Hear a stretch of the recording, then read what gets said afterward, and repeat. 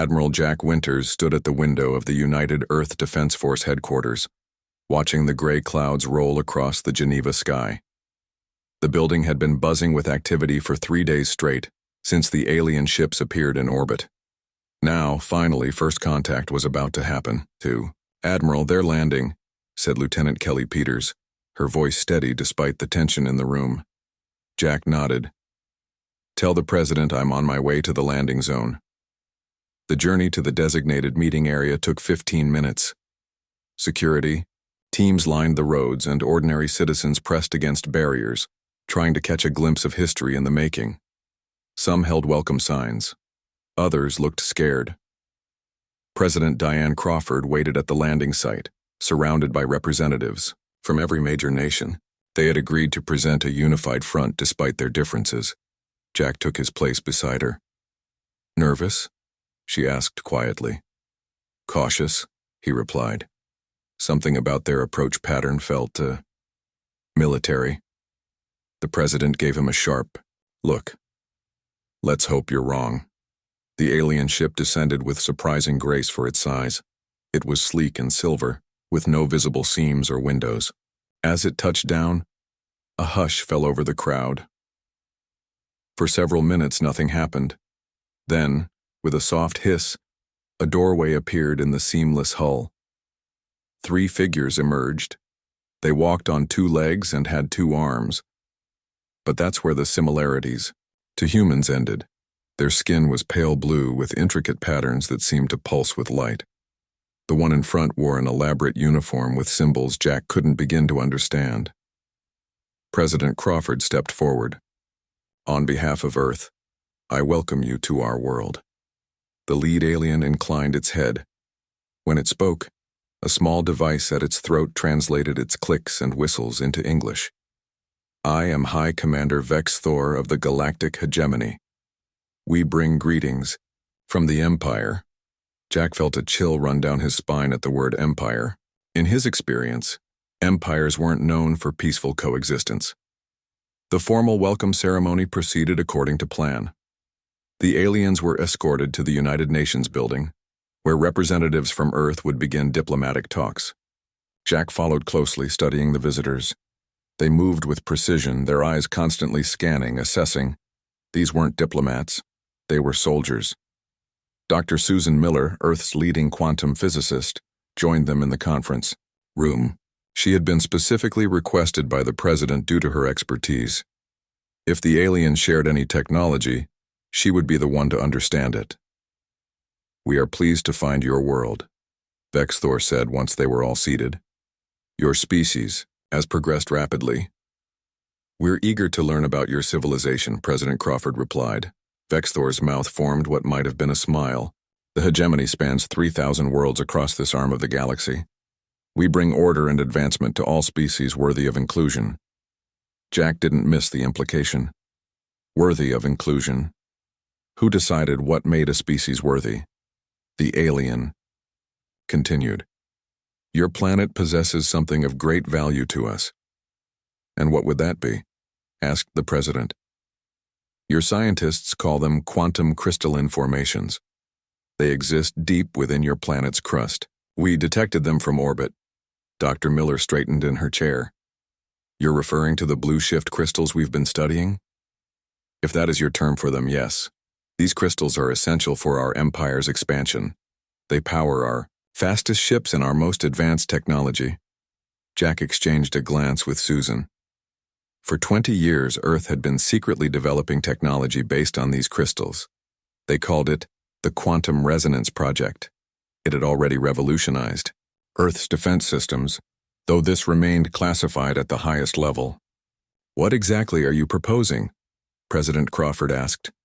"A mutually beneficial arrangement," Vex Thor said smoothly.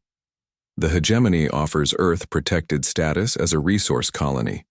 We will provide technological advancements and protection from other spacefaring races in exchange for mining rights and, of course, your formal recognition of hegemony authority." The room fell silent. Jack felt his jaw tighten. This wasn't an offer of friendship. It was a barely disguised demand for surrender. "How generous," the President said carefully.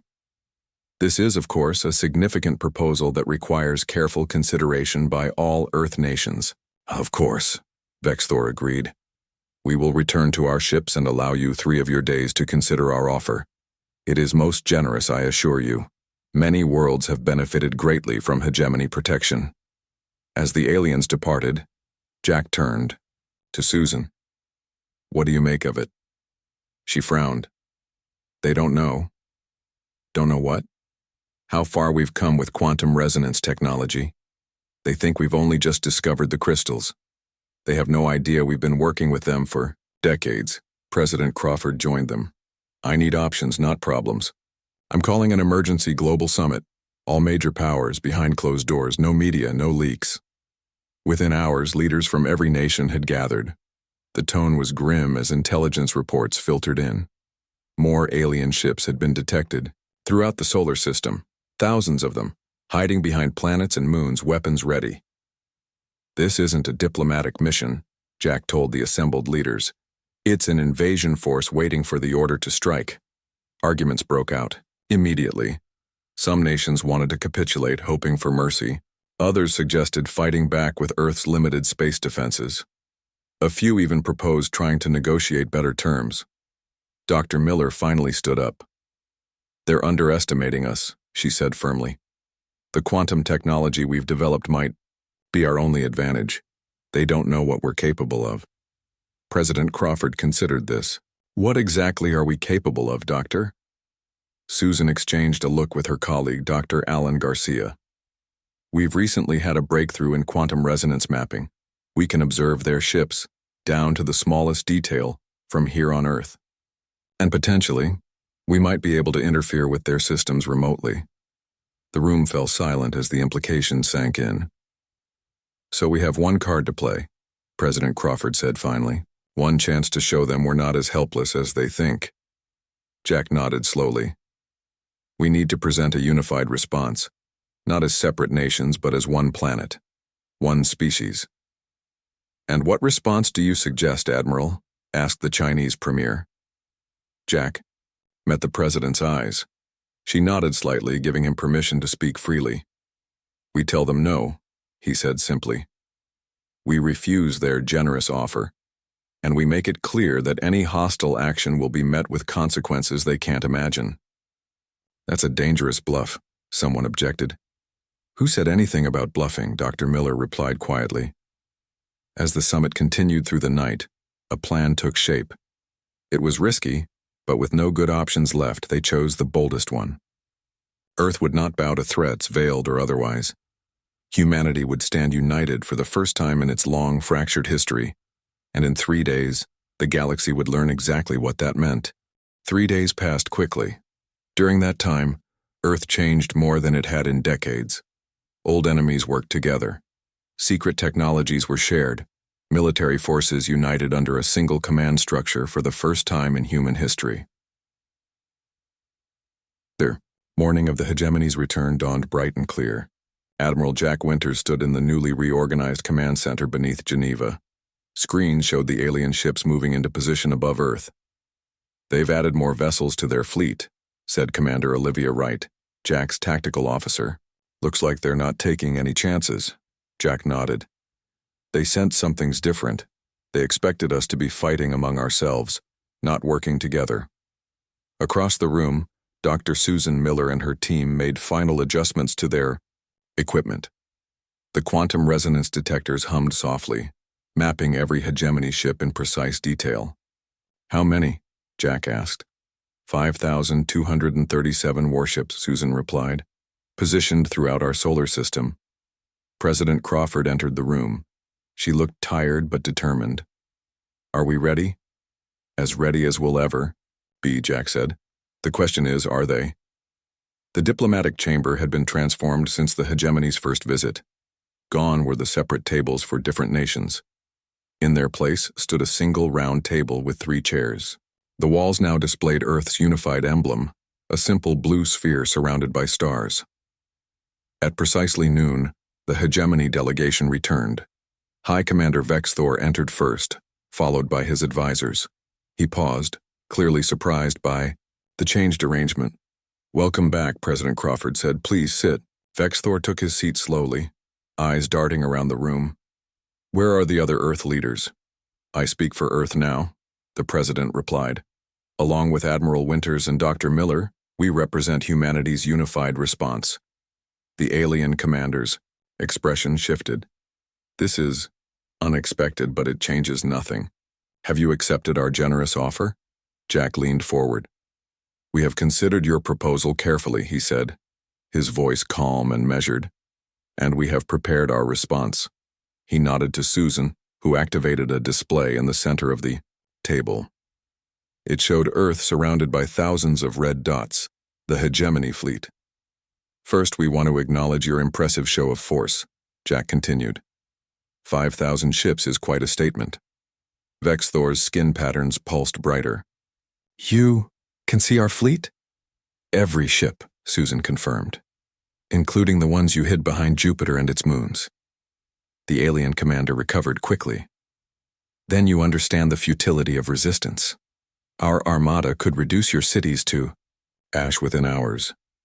We understand the threat, President Crawford said, which brings us to our response. We decline your offer of protection. We have a counter-proposal. Leave our solar system and never return. For a moment, Vexthor stared in disbelief. Then he laughed, a strange clicking sound that his translator couldn't quite capture properly. You misunderstand your position, he said. This is not a negotiation. The hegemony has chosen your world for incorporation. You should feel honored. Many species would welcome our guidance. Jack smiled slightly. You misunderstand, Commander. This isn't a negotiation. It's an ultimatum. Vexthor's skin darkened with anger. And how exactly would you enforce this ultimatum? Your primitive weapons cannot reach our ships. Your technology is centuries behind ours. Susan activated another display. This one showed the interior layouts of 3 different hegemony vessels, including Vexthor's own command ship. We've been studying quantum resonance for decades, she explained. We call the crystals by a different name, but we understand their properties well. Well enough to observe your ships down to the molecular level, well enough to interface directly with your technology. Vexthor stood abruptly. Impossible! Susan held up a small device. Shall I demonstrate? Before he could respond, she activated it. On the main screen, they watched as weapon systems threw out. The hegemony fleet suddenly powered down. We could have shut down your life support instead, President Crawford said calmly. This is your only warning. The room fell silent. Vexthor's advisors whispered urgently to each other. You're bluffing, the commander said finally, but his voice lacked conviction. Your weapons will remain disabled for exactly 1 hour, Jack explained. That should give you time to relay our message to your superiors and begin withdrawal from our system. The hegemony does not respond to threats, Vexthor hissed. We have conquered 1,000 worlds. You think your parlor tricks will save you? Susan raised an eyebrow. This is no trick, and we're not trying to conquer anyone. We simply wish to be left alone. Vexthor's translator couldn't quite capture the sounds he made next, but they clearly weren't polite. You have 1 hour, Jack repeated. After that, we cannot guarantee the safety of your crews. The alien delegation left in a hurry. Jack turned to the president once they were gone. That went about as expected, he said. Will they leave? She asked. Jack shook his head. Not yet. Their empire doesn't allow for retreat. They'll try something first. Susan was already back at her monitoring station. They're attempting to bypass our interference. Their engineers are good, but they don't fully understand how we're doing this. How long before they restore weapons? Jack asked. 40 minutes, maybe less, she replied. And they're sending signals to their hidden fleet elements. Outside the chamber, word of the confrontation spread quickly despite security measures. A young journalist named Lisa Bennett had somehow gained access to the building's security feed. Within minutes, she was broadcasting the encounter to the world. Instead of panic, her broadcast triggered something unexpected. People gathered in city squares watching the alien ships visible in the daylight sky. There was fear, yes, but also a strange new sense of unity. Humanity had been divided for so long by borders, languages, and beliefs. Now, faced with an external threat, those divisions seemed suddenly less important. In the command center, Jack received reports from around the world. Military forces stood ready, civilian defense plans activated without the usual political delays. They're powering up backup systems, Susan reported, faster than we anticipated. And their main fleet? Jack asked. Moving into attack position. It looks like they're targeting our moon base first. A demonstration strike, not a full assault. President Crawford joined them at the console. Options? Susan glanced at her colleague, Dr. Alan Garcia, who had been analyzing the hegemony's technology. He nodded. We have a defensive system ready, Susan said. It should hold against their initial attack, and we've prepared an automated response. Jack looked at the president. Your call, Madam President. Diane Crawford took a deep breath, feeling the weight of the entire planet's future on her shoulders. For a brief moment, she thought of her grandchildren, wondering what kind of world they would inherit from this day's decisions. Activate the defense system, she ordered, but make our response proportional. Disable their attacking ships without destroying them. Jack nodded. Yes, ma'am. On screens around the world, people watched as the first hegemony ships moved into firing position. Humanity held its breath, waiting to see if their leader's gamble would save them or doom them. The first shots of an interstellar war were about to be fired. The attack came swiftly. 7 hegemony warships broke formation and fired energy weapons at Earth's moon base. The blasts were meant to show Earth what the aliens could do if pushed further. Instead, they revealed something else entirely. A shimmering blue field appeared just as the energy beams were about to hit the base. The shield absorbed the attack completely, glowing brighter for a moment before returning to normal. In the command center beneath Geneva, a cheer went up. Susan's team had worked through the night to extend their quantum defense system to the moon. It had worked perfectly. Shield holding at 98%, reported Dr. Alan Garcia. The attack didn't even scratch it. Jack nodded. Activate the counter-response. On the main screen, they watched as the automated defense system targeted the 7 attacking ships. There was no visible beam or missile, just a pulse of blue energy that rippled outward from Earth. When it reached the hegemony vessels, their engines shut down immediately. The ships drifted, powerless. All systems disabled except life support, Susan confirmed. Just as planned. President Crawford studied the screen. What will they do next? They have 2 choices, Jack said. Retreat, and save face or escalate with a larger attack. Given what we've seen of their culture, I'm betting on escalation, Susan added. Lisa Bennett's broadcast had now reached every corner of the globe. People watched in homes, schools, and public squares as humanity successfully defended itself for the first time against an alien threat. What had started as fear was changing into something else, a growing sense of pride and determination. In New York, crowds gathered in Times Square, cheering as they watched the hegemony ships drift helplessly. In Beijing, students sang songs of unity. In Lagos, people danced in the streets. The world was pulling together in a way that would have seemed impossible just days ago. Back in the command center, Jack called a meeting with his top officers. They'll be back, he told them, and in greater numbers. We need to prepare for a full-scale attack. Commander Olivia Wright, who had been analyzing hegemony battle tactics, spoke up. Their strategy relies on overwhelming force and strict central command. They don't adapt well to unexpected situations, which gives us an advantage, Jack said. We need to develop tactics that exploit that weakness. While they planned, Susan and Alan made a surprising discovery. Alan burst into the meeting room, his face flushed with excitement. We found something, he said. Their ships have a structural weakness. He brought up a detailed scan of a hegemony vessel on the main display. Their quantum resonance engines contain a specific crystal formation that can be forced into cascade failure. If we can trigger it remotely, we could disable their entire fleet at once. Susan finished. Jack studied the display. How long to develop a weapon based on this?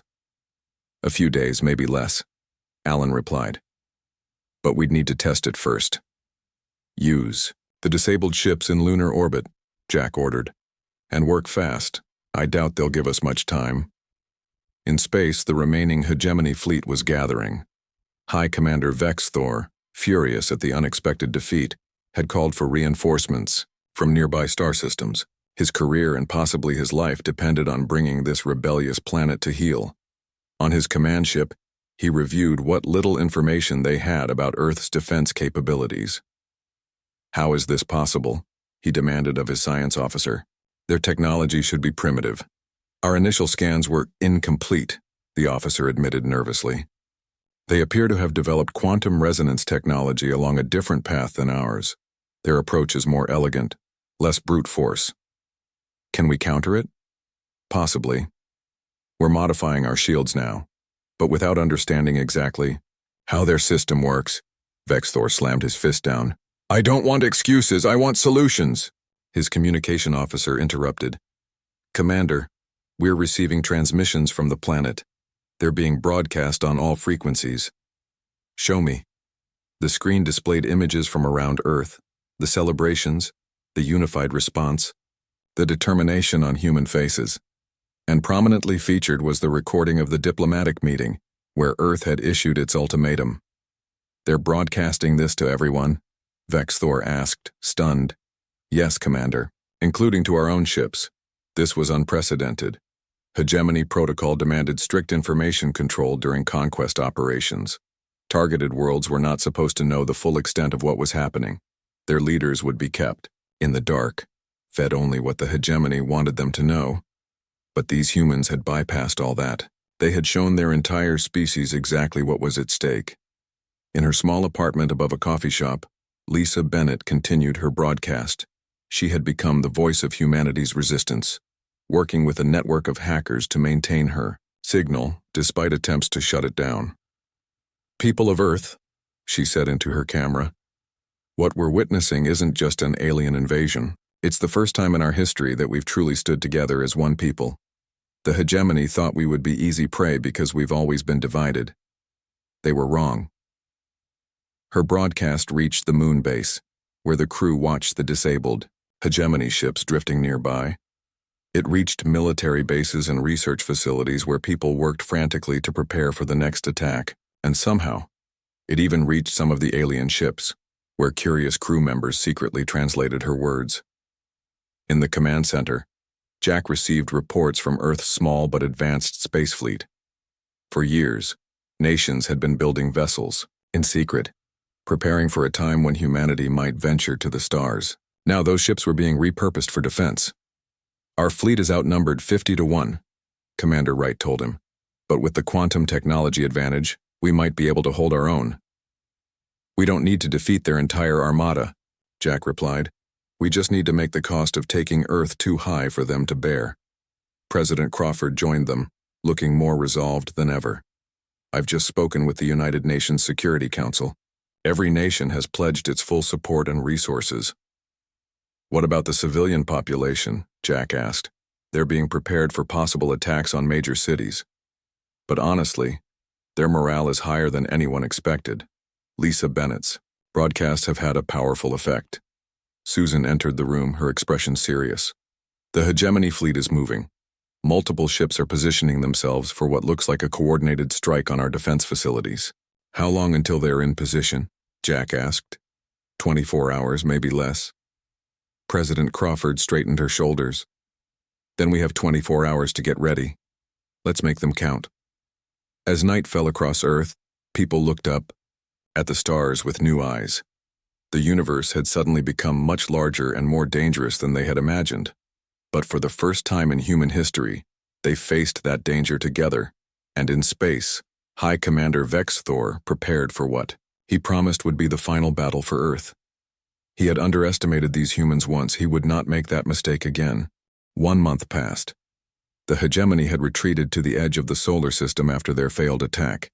High Commander Vex Thor had sent urgent messages to the Empire's core worlds, requesting more ships and better weapons. His superiors were not pleased with his failure, but they recognized the threat Earth posed to their power. If one world could successfully resist, others might follow. On Earth, Susan and Alan worked tirelessly to improve their quantum defense systems. They had tested their new weapon on the captured hegemony ships with promising results. The quantum cascade effect shut down the alien vessels completely without harming their crews. Will it work on their modified ships? Jack asked during a strategy meeting. Susan nodded. They've changed their shields, but not their basic engine design. The cascade effect should still work. The question is whether we can generate enough power to affect their entire fleet at once. We're working on it, Alan added. The new satellites we've placed in orbit will help amplify the signal. Around the world, preparations continued. Old missile silos were converted to house quantum resonance generators. Civilians trained for emergency response. Countries shared resources and technology without the usual political demands. Lisa Bennett had become a worldwide celebrity. Her daily broadcasts provided updates and kept spirits high. She had just finished her evening report when she received a message from an unknown source. It contained coordinates for a location in the New Mexico desert and a simple message. Come, alone if you want the real story. Against her better judgment, she went. To her surprise, she found a human waiting for her, a middle-aged man named Roy Dixon who claimed to work for a secret government program. There's something they're not telling you, he said. Something they found when they captured those alien ships. What are you talking about? Lisa asked. Other worlds. Hundreds of them. All conquered by the hegemony. Some completely stripped of resources and abandoned. He handed her a data drive. See for yourself. These are translations of their ship logs. In Geneva, Jack was awakened by an urgent call. Admiral, we're detecting massive energy signatures at the edge of the solar system. They're back, and there are a lot more of them. Within minutes, he was in the command center. The displays showed the incoming hegemony fleet, 3 times larger than before. How many? He asked. 15,000 ships, Commander Wright replied, and they've brought something new. The screen showed massive vessels unlike any they'd seen before. They dwarfed the other hegemony ships. Planet crackers, Susan said, quietly, looking at the sensor readings. Ships designed to break a planet's crust and extract resources forcibly. President Crawford joined them, her face grim. They're not just trying to conquer us anymore. They're planning to destroy us if we don't surrender. How long until they reach Earth? Jack asked. At their current speed, 3 days, Commander Wright answered. Jack turned to Susan. Will our defenses hold against that many? She hesitated. The shield should hold, but our countermeasure might not affect all of them at once. We need more time. Then we'll have to buy some, Jack said. Olivia, prepare our fleet. We're going to meet them before they reach Earth. Earth's small fleet of 50 ships prepared for launch. They were advanced vessels, enhanced with quantum technology, but they were still vastly outnumbered. Their mission wasn't to win, but to delay the hegemony long enough for Susan's team to finish their work. As final preparations were made, Lisa Bennett requested an urgent meeting with President Crawford. To everyone's surprise, the president agreed. To see her. You need to see this, Lisa said, showing her the data from Roy Dixon. They've done this before, to hundreds of worlds. The president reviewed the information carefully. Where did you get this? A source inside the government, but that's not important. What matters is what it shows. The hegemony doesn't just conquer, they exploit until there's nothing left, then move on. The data included images of barren worlds once thriving, now stripped of resources and abandoned. It showed slave species working in mines and factories. And most disturbing of all, it revealed the hegemony's long-term strategy, a systematic harvesting of entire star systems. President Crawford immediately called Jack and Susan to review the new information. This changes things, Jack said. We're not just fighting for our freedom, we're fighting for our survival. Susan studied the technical data with growing concern. There's something else here. Their quantum resonance technology. It's flawed. What do you mean? The president asked. It's creating microscopic tears in space-time. Over centuries, these tears have begun to destabilize entire regions of the galaxy. Alan, who had been analyzing the data alongside her, looked up in shock. If this is accurate, their entire power system is fundamentally dangerous. It's like they're burning down their house to stay warm. Jack frowned. Can we use this somehow? Maybe, Susan said. If we can prove it to them, show them the damage they're causing, perhaps some would listen. You're assuming they care, Lisa pointed out. From what I've seen, their leadership only values power and expansion.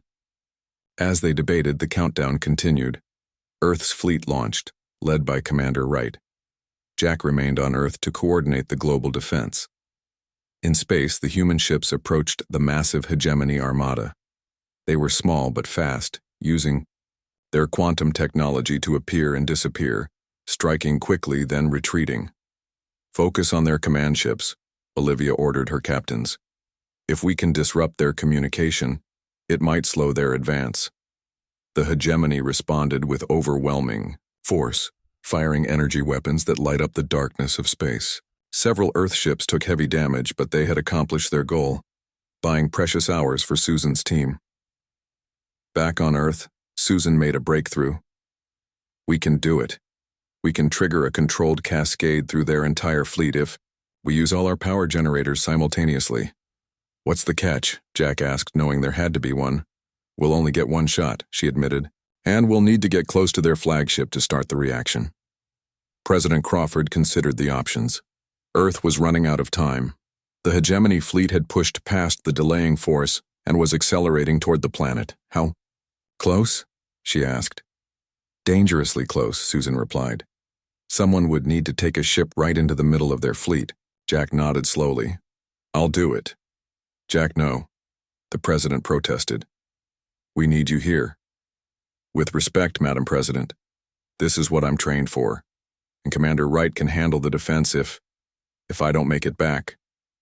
As preparations began for the desperate mission, Lisa Bennett broadcast one final message to Earth.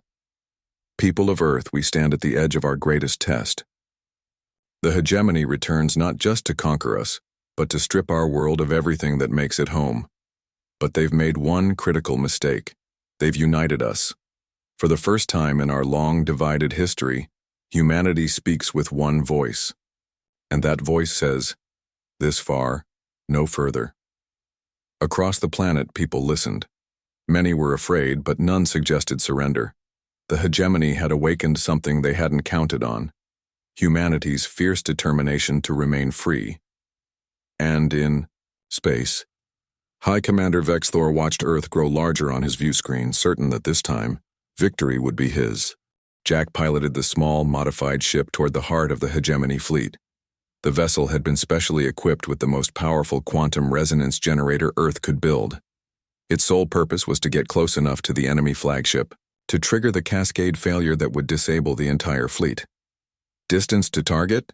He asked the ship's computer. 50,000 kilometers and closing, it replied. Enemy sensors have not detected us yet. The cloaking technology developed by Susan's team was working. The ship absorbed all scans directed at it, making it nearly invisible to the hegemony's detection systems. Still, Jack knew it wouldn't last forever. Eventually, they would spot him. Back on Earth, Susan, Allen, and President Crawford watched his progress on the main display. He's almost in position, Susan said. Once he reaches 20,000 kilometers from their flagship, he can activate the device. And then, the president asked, if it works, the quantum cascade will spread from ship to ship, disabling their entire fleet without killing their crews. And if it doesn't work? Susan and Allen exchanged glances. Then we fall back to Plan B, the planetary shield and our remaining fleet. In space, Jack's ship continued its approach. He could see the massive hegemony flagship now, a vessel 10 times the size of any other in their fleet. Its surface was covered with weapons and what looked like mining equipment. This wasn't just a warship, it was designed to tear apart planets. 30,000 kilometers, the computer reported. Warning, enemy scan detected. Jack tensed. Have they spotted us? Negative. Scan deflected but cloak energy depleting. He needed to get closer, fast. Jack pushed the engines to maximum, knowing it would further drain the cloak's power. On the flagship, High Commander Vexthor was preparing for what he believed would be his final victory. Begin the approach to Earth, he ordered. Prepare the planet crackers. If they do not surrender immediately, we begin breaking their crust. His sensor officer interrupted. Commander, we're detecting an anomaly at coordinates 227-43-891. What kind of anomaly? Unknown, sir. It appeared briefly on our scans, then vanished. Vexthor's skin patterns darkened with suspicion. Focus all sensors on that area. These humans are tricky. Jack's ship shuddered as multiple scans hit it at once. The cloak was failing.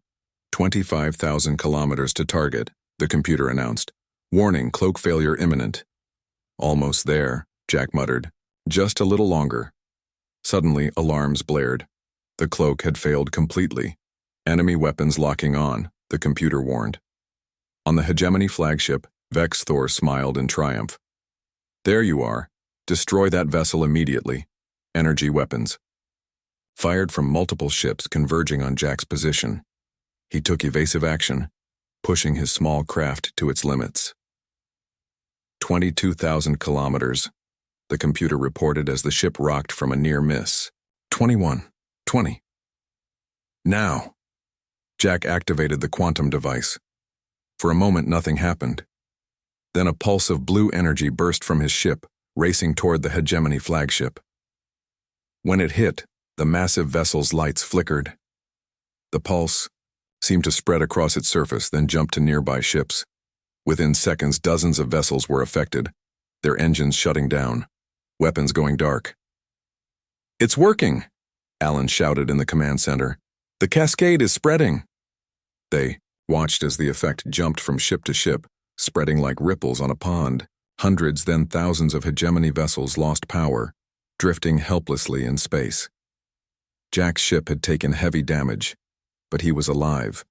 He watched in amazement as the mighty armada that had threatened Earth became nothing more than floating metal.